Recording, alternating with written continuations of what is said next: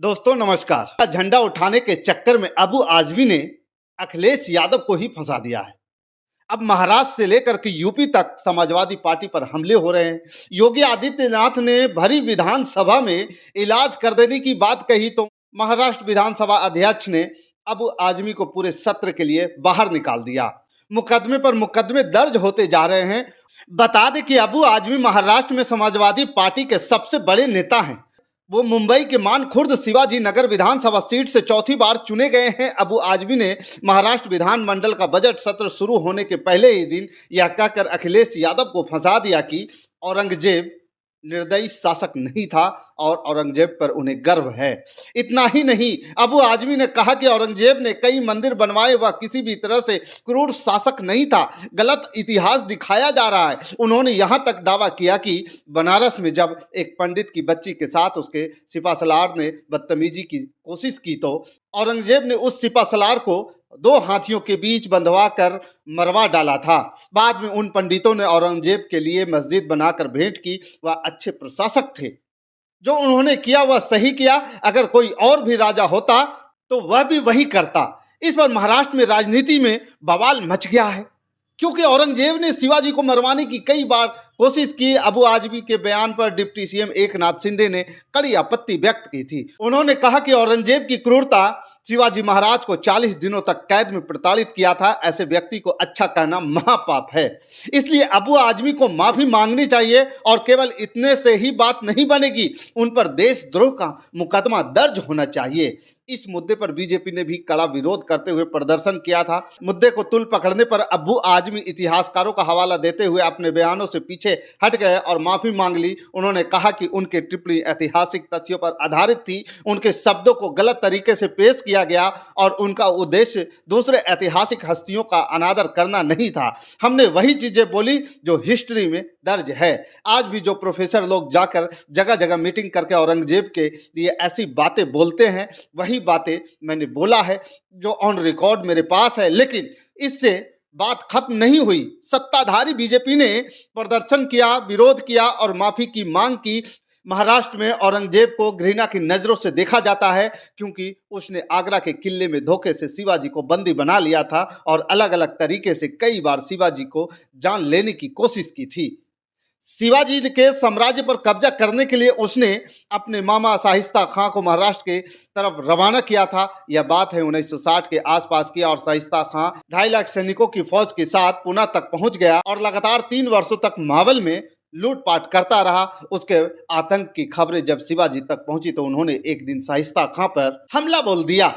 मराठों ने शाहिस्ता खां की 4 अंगुलियां काट डाली और उसके बेटे अबुल फतेह को भी मार गिराया। जब औरंगजेब को लगा कि शिवाजी को हराना मुश्किल है तो उसने उसके पास संधि का प्रस्ताव भेजा।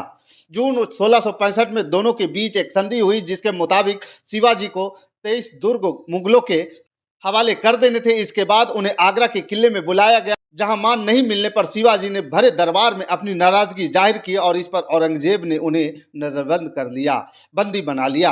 बताया जाता है कि औरंगजेब शिवाजी की हत्या करना चाहते थे, लेकिन 17 अगस्त 1666 को शिवाजी और संभाजी औरंगजेब के किले से निकलने में कामयाब रहे। यह तो हुई इतिहास की बात। आइए वर्तमान पर, तो तभी से शिवाजी महाराष्ट्र के देवता की तरह पूजा जाते हैं और औरंगजेब को घृणा के नजरों से देखा जाता है।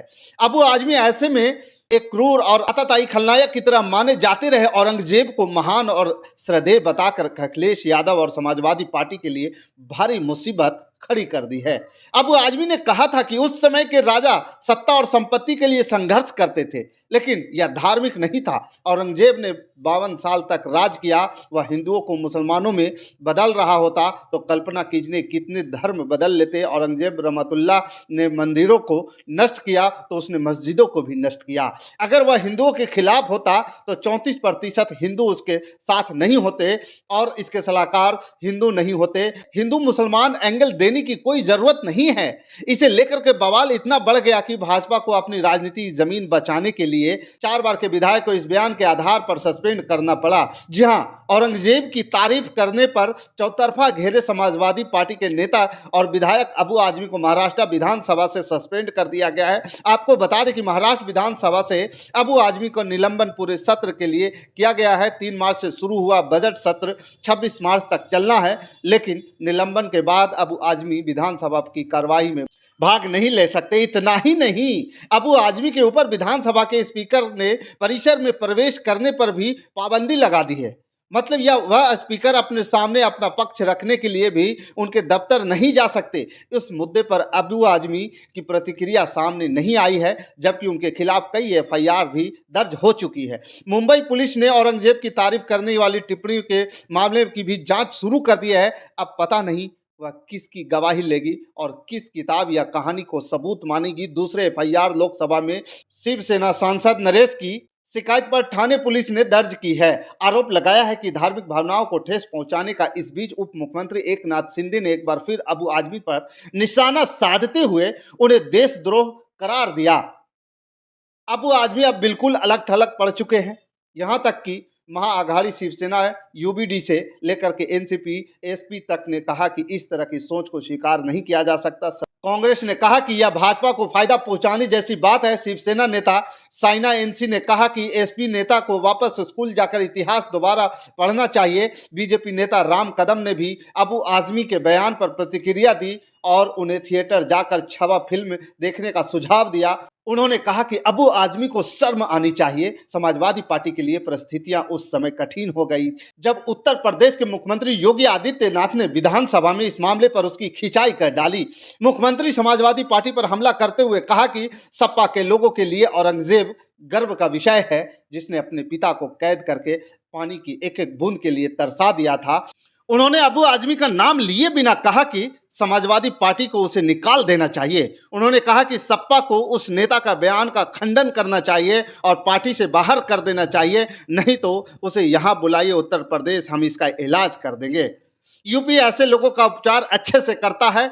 यह लोग महाकुंभ को कोसते हैं और औरंगजेब पर गर्व करते हैं। उसने आगरा के किले में अपने बाप को कैद करके रखा, एक एक बूंद पानी के लिए तरसाया। अगर इनको औरंगजेब पर गौरव होती है तो लोग कम से कम पटना की खुदा वक्त लाइब्रेरी में जाकर एक बार साझा की जीवनी को पढ़ ले, देख ले।